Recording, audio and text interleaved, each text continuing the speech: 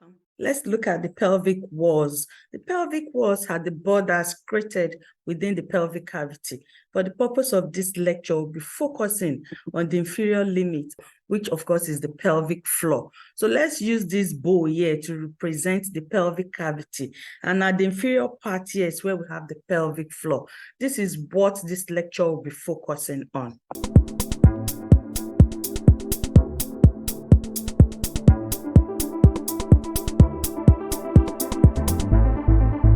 So let's bring back this image here to represent the pelvic cavity. Above here is where we have the abdominal space. Inferior to the abdominal cavity, of course, we know we have the pelvic cavity, which this bowl is used to represent. So in the anterior part of the pelvic cavity, we have the anterior wall. It is the border that is created in the anterior region of the pelvic cavity. This anterior wall is just 1 in number. Then we have the posterior wall behind that is also 1 in number.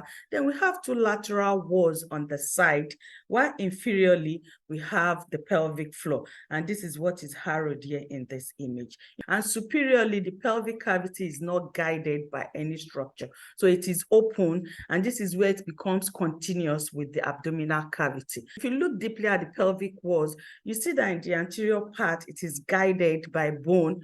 On the posterior part, it is also guided by bone. On both lateral sides, we also see it guided by bone. But if you look at the inferior part, it is not guided by bone. At the inferior part, what we see are parts of muscles referred to as the pelvic floor. And this is what this lecture will be focusing on. This pelvic floor is also referred to as the pelvic diaphragm. It is structurally configured as a funnel-shaped structure that is seen to limit the inferior part of the true pelvis. This is a muscular membranous structure, which means that it is made up of muscle and also membrane. And this pelvic floor is specifically seen to limit the inferior part of the true pelvis. If you try to divide the entire pelvic cavity into 2 subregions that it is made up of, which include the true pelvis and also the false pelvis, this demarcation is created at the pelvic brim. This is what is demarcated here in dotted yellow. If you look at the configuration of the pelvis, it is like a basin structure. And this structure is further subdivided into 2 subregions due to the constriction that is created around this pelvic brim. The pelvic brim is seen to divide the pelvic cavity into the upper region, which is referred to as the greater pelvis. This is also referred to as the false pelvis. It is greater pelvis because it is located superior to the pelvic brim. And inferiorly, the remaining region of the pelvic cavity is referred to as the true pelvis, which of course is also referred to as the lesser pelvis. So you see where the constriction created around the pelvic cavity is used to subdivide the entire pelvic space into the greater pelvis and the lesser pelvis. And of course, at the inferior limit of this true pelvis or the lesser pelvis is where we have this part of muscle, as it's highlighted here in dotted red, trying to create like an inferior limit for this sub-region. So at the end, you see that the pelvic floor is now separating the true pelvis, which of course is the region of the pelvic cavity that is located inferior to the pelvic brim, from the perineum. We know that inferior to the pelvic floor, we have a space where we have the genitalia, and this region is referred to as the perineum. So you have the perineum around this region here that is harrowed in blue. You have this pelvic floor or the pelvic diaphragm separating the true pelvis from the perineum. If you look at the structural configuration of the pelvic floor or the pelvic diaphragm, you see that structures definitely need to pass through it. We have a number of structures here that are located within the pelvic cavity. If you look at this image here, this is where we have the pelvic cavity. And in the pelvic cavity, we have organs. These organs need to finally terminate and exit the body through the pelvic floor. Remember in our previous slide, we said that the pelvic floor is seen to separate the true pelvis from the perineum. So there is no other space or region where these structures will pass through except through the pelvic diaphragm or the pelvic floor. This is where we have the configuration of the pelvic floor or the pelvic diaphragm here. demarcated in dotted white. And if you look at it, you see that you have a number of structures located within the true pelvis. This structure finally needs to empty whatever it is that they are carrying out of the body. And it is through this space that they pass through to exit the body.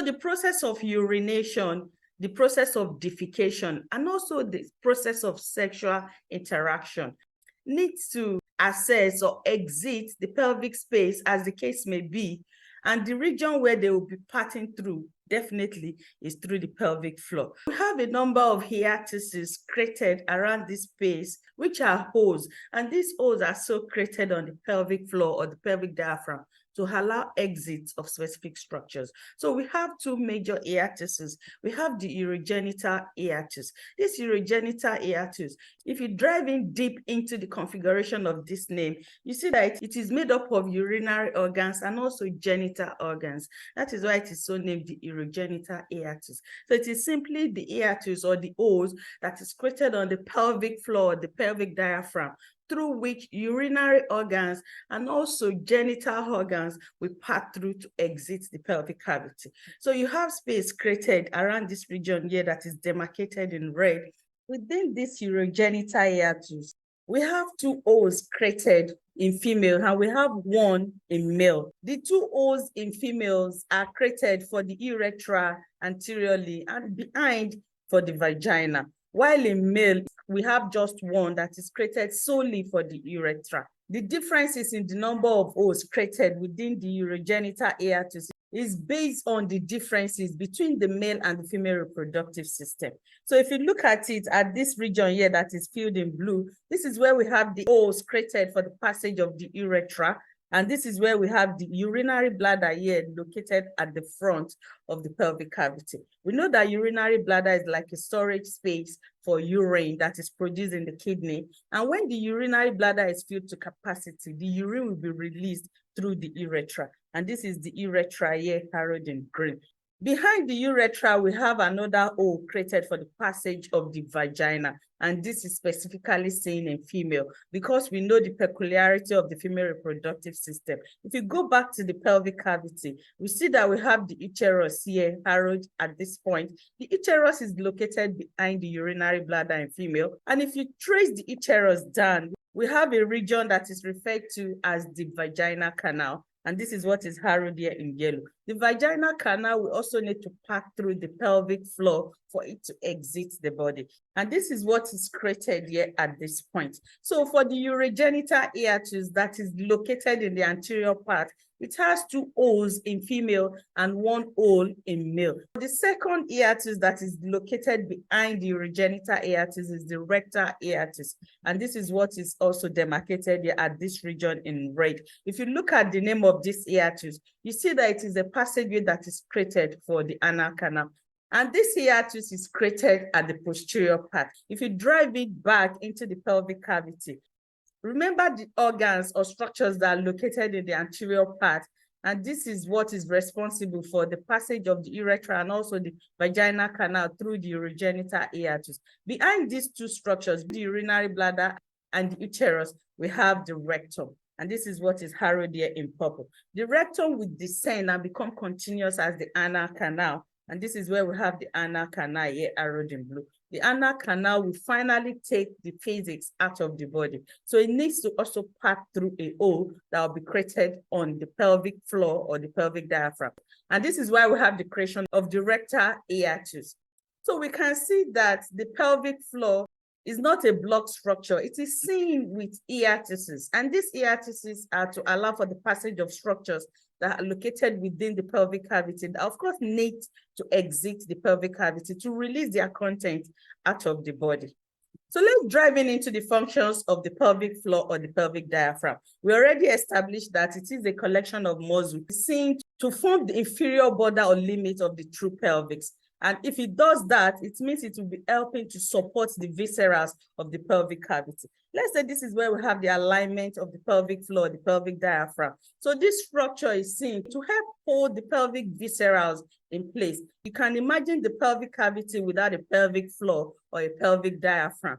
Another function is that it helps to control the process of urination. It also helps to control the process of defecation and also sexual intercourse. If you go through our previous slide, we try to highlight the eartices that are created on the pelvic floor. And these eartices are to allow for the passage of structures that are located within the pelvic cavity. We say these structures also need to exit pelvic cavity so that they can empty their content out of the body. And because these eartices are created on the pelvic floor, they help to control the process through which these substances are released out of the body. You can imagine a relaxation of the pelvic floor. If these muscles are relaxed, it's going to allow the easy exit of the urine that is running through the urethra and also the easy passage of physics. It's also seen to maintain intrapelvic pressure. During coughing, the abdominal pressure tends to increase. So this helps to maintain intrapelvic pressure by helping to neutralize the pressure that is coming from the abdominal space. So let's go to the structural component of the pelvic floor. It is structurally made up of muscles and also the membranes that are covering these muscles. This is the configuration of the pelvis. The inferior part is guided or limited by this pelvic floor. And this is what is highlighted here in blue and also in red.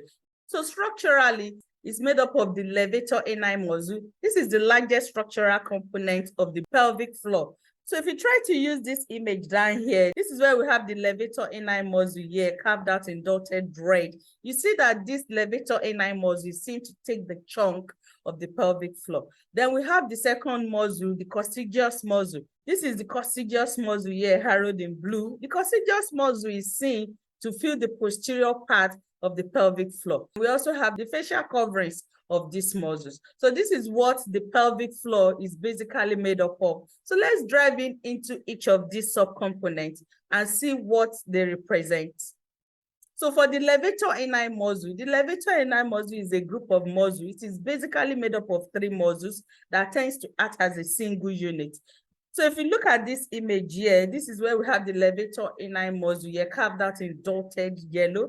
The levator ani muscle is made up of 3 muscles as we highlighted, and it's seen to form a midline raphe. The midline raphe is what is seen to be arrowed here in white. So you have a thick band that is seen along the midline region. And this is formed as a result of fibers being deposited from the 3 subunits of the levator ani muscle. And this raphe is referred to as the anococcygeal ligament or the anococcygeal raphe.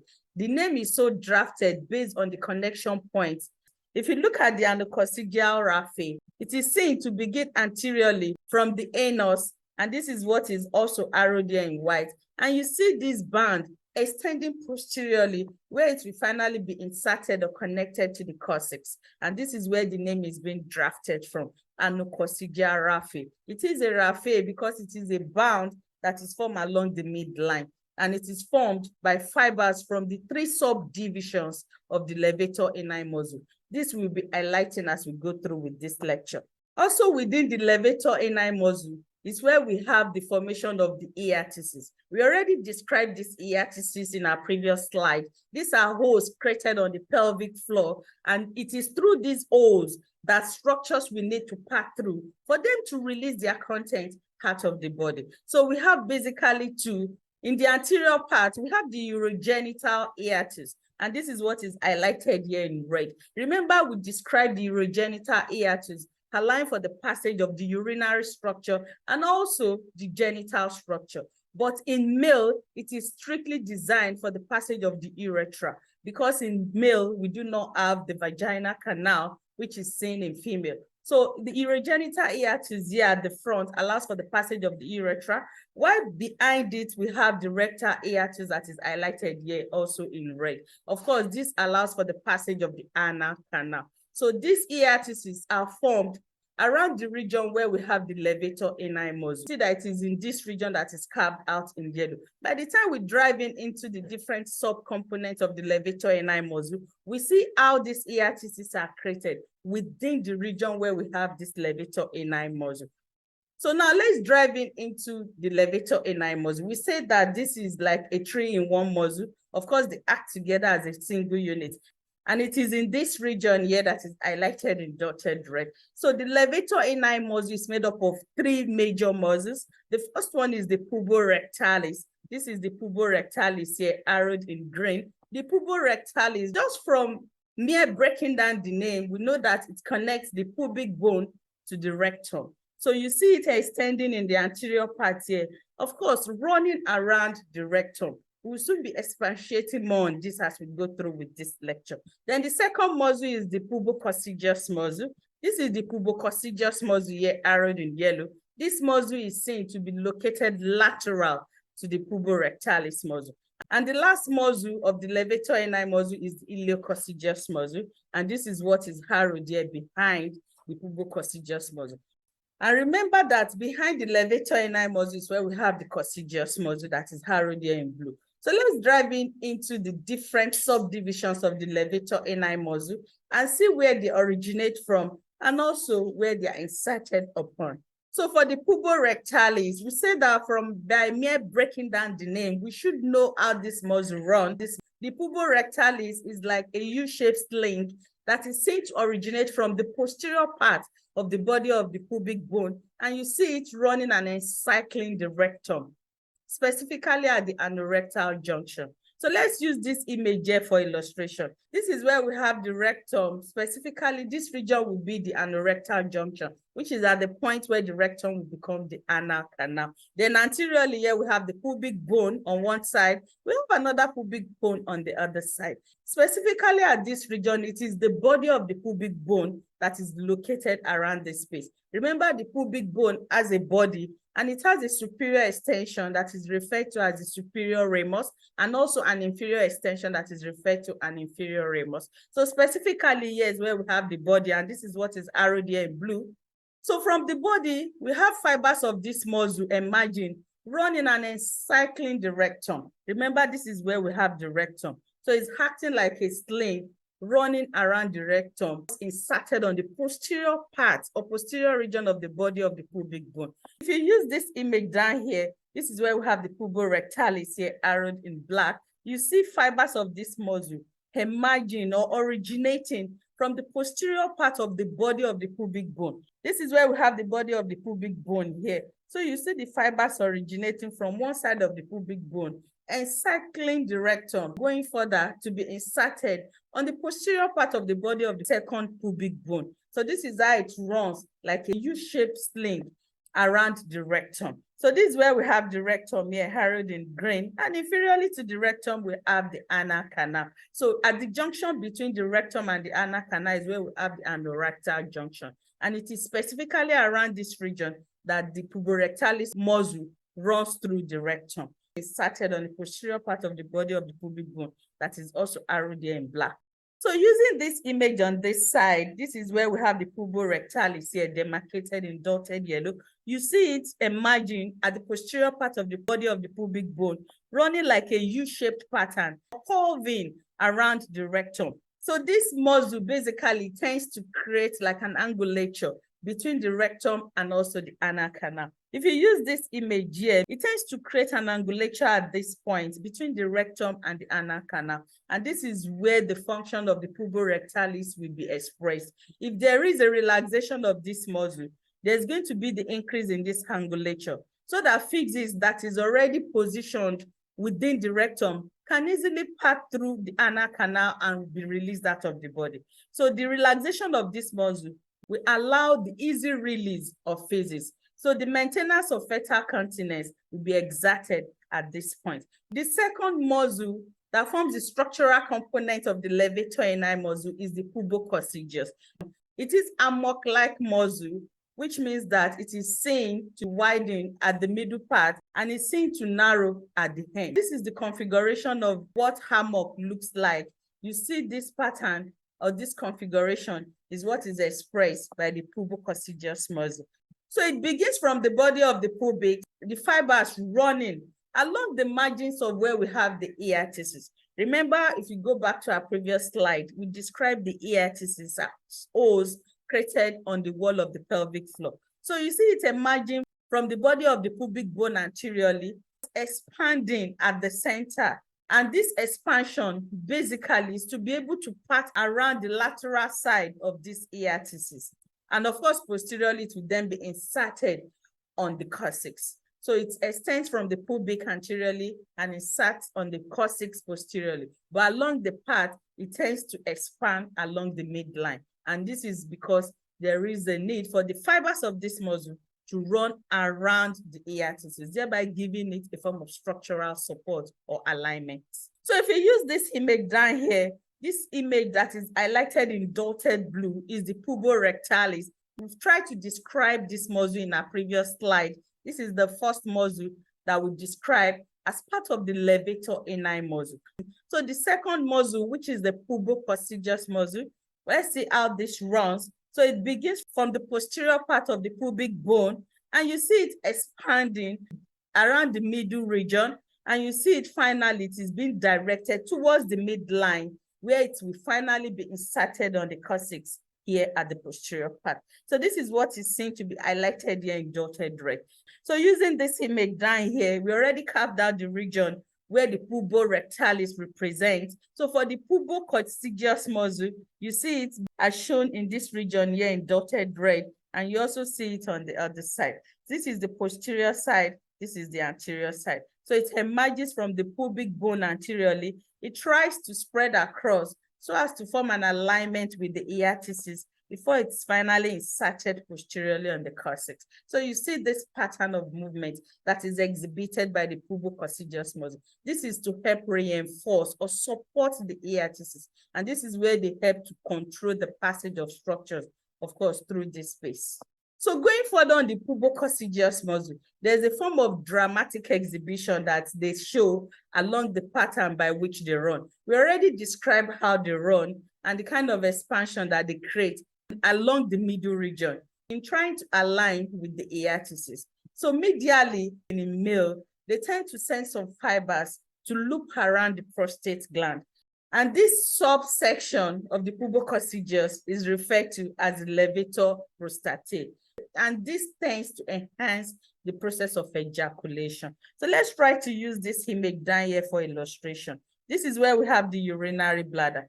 And we know that at the exit of the urinary bladder, we have the prostate gland. This is what is highlighted here in blue. At this point, we have fibers of the Coccygeus muscle here highlighted in red. And you see it looping around the prostate gland, merging with the fascia surrounding the prostate gland. And in this way, they also enhance the contraction of the prostate gland during the process of ejaculation. We know that within the prostate gland, the ejaculatory duct releases the ejaculate into the prostatic urethra. And during the process of ejaculation, the prostate gland also adds its own secret into the ejaculate. So there's going to be the need for a contraction of the prostate gland so that these substances can be released easily into the ejaculate. So we have a lot of mechanism, occurring at this point, and this is further enhanced by the fibers of the levator prostate. And finally, the ejaculate will be released through the penile urethra. We know that the penile urethra is a section of the urethra that runs along the penis in male. In female, it is a different ball game. Fibers from the Coccygeus are seen to loop around the vaginal canal. This is the space where we have the vaginal canal. So you see fibers from the Coccygeus that is highlighted here in yellow, merging with the wall of the vaginal canal. And this strands of muscle is referred to as the pubovaginalis. And at this point, it also helps to enhance the process of contraction during childbirth. So you can see how fibers from the Coccygeus muscle is forming alliance with surrounding structure and also helping in the enhancement of their actions. So the last subgroup of the levator ani muscle is the Coccygeus muscle, and this is positioned in the posterior lateral part of the pelvic floor. If you use this image here, we already carved out the region that represent the puborectalis and also the Coccygeus. So for the Coccygeus muscle, it is in this region here that is demarcated in dotted blue. You see that it is located at the posterior lateral side of the pelvic floor. This is the anterior side and this is the posterior side. So if you look at these fibers, you see that they originate from the ischial spine and also the tendinous arc. So let's use this image to illustrate this. This is where we have the ischial spine. The ischial spine is a sharp projection from the ischium, and this is what is harrowed here in red. So you have fibers of the Coccygeus emerging from the ischial spine, as shown here in this image. We also have some fibers also originate from the tendinous arc. The tendinous arc is a thickened portion of the fascia that surrounds the obliterator internus. Let's say we have the obliterator internus around this region, and you have fascia covering it. It's going to form a thickening of this fascia covering the obliterator internus around the lateral side of the pelvic cavity. So we also have some fibers of the Coccygeus also emerging from this thickened portion of the obliterator fascia. So as it emerges, finally it is inserted onto 3 points. So let's try to highlight the 3 regions where the insertion of the Coccygeus muscle. First, we have insertion on the coccyx. This is where we have the coccyx here, the posterior part. You also have another section of the fibers inserting on the anococcygeal raphe. This anococcygeal raphe is what is seen to be arrowed here in red. So you see some fibers also inserting on the anococcygeal raphe, while the last set of fibers are seen to be inserted on the perineal body. This is where we have the perineal body here, harrowed in blue. The perineal body is seen between the urogenital hiatus and also the rectal hiatus. So let's go to the last component of the pelvic floor. This is not structurally part of the Levator Ani muscle. It is a separate muscle on its own because it does not present the same structural configuration as the other muscle that we have listed. Remember that the Levator Ani muscle are seen to act as a single unit. They are also seen to form the median anococcygeal raphe. The Levator Ani muscle are also seen to form alignment with the hiatuses created on the pelvic floor, and this include the urogenital hiatus and also the rectal hiatus. The coccygeus muscle is also referred to as the ischio-coccygeus muscle, and we've tried to establish that it is located behind the Levator Ani muscle. If you try to use this image here, this is where we have the Levator Ani muscle here, carved out in dotted red.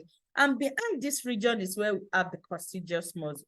It's a triangular shaped muscle. Coccygeus muscle, we say, can also be referred to as the ischio-coccygeus muscle. And this name is as a result of its origin and also its insertion point. So let's dive in. The coccygeus muscle originates from the apex of the spine of the ischium and also the sacrospinous ligament. So let's use this image here for illustration. This is where we have the spine of the ischium. Remember, the spine of the ischium also creates origination site for the iliococcygeus muscle, which of course is part of the structural component of the Levator Ani muscle. So for the coccygeus muscle or the ischio-coccygeus muscle, it is specifically seen to originate from the apex of the spine. So it emerges from the apex of the spine of the ischium and also from the sacrospinous ligament. The sacrospinous ligament is a ligament that transforms the greater sciatic notch into this greater sciatic foramen. If you go back to the bony pelvis, if you've not checked up that lecture, please kindly go and do so. This is where we try to explain that the greater sciatic notch is transformed into the greater sciatic foramen by the sacrospinous ligament. So it's good for us to be able to establish where the sacrospinous ligament is positioned. It means it will be extending from the spine of the ischium to the sacrum. So it's seen to run along this path, extending from the spine of the ischium to the sacrum. So finally, these fibers will be inserted on the lateral border of the sacrum and also the coccyx. So it runs along this path. So let's try to establish how it runs using this line demarcated in dotted green. And we say that it is positioned at the posterior part of the Levator Ani muscle. And if you see this image, you see that this is where it is positioned. This is where we have the coccyx at the posterior part. And this is where we have the anterior part. This is where we have the pubic symphysis. So you see this structure here demarcated in dotted green as the coccygeus muscle. This is also referred to as the ischio-coccygeus muscle. So let's go to clinical application. If there is weakening of the pelvic floor or the pelvic diaphragm, remember we tried to highlight the functions of the pelvic floor, the pelvic diaphragm, in helping to provide structural support and also helping in urinary and fetal continence. So if there is weakening of this floor, there's going to be the loss of control of urination and also loss of control of defecation. And when you expend energy to do these two actions, there's also going to be pelvic pain, sexual dysfunction. Remember, we have fibers of the levator ani muscle, specifically the Coccygeus, encircling the prostate gland. And we know that the prostate gland is important in male reproduction. Also part of this muscle is seen to merge with the wall of the vagina. And at this point, have negative impact during birth process. Let's go through this question. The first one is to describe the components of the pelvic floor or the pelvic diaphragm. The second question is to list the functions of the pelvic floor. The third question is, what is anococcygeal ligament or raphe? We've tried to establish how this is formed during the course of this lecture. The next question is, what are levator prostatae and pubovaginalis? So thanks for watching this video. Let's continue to stay glued to this channel.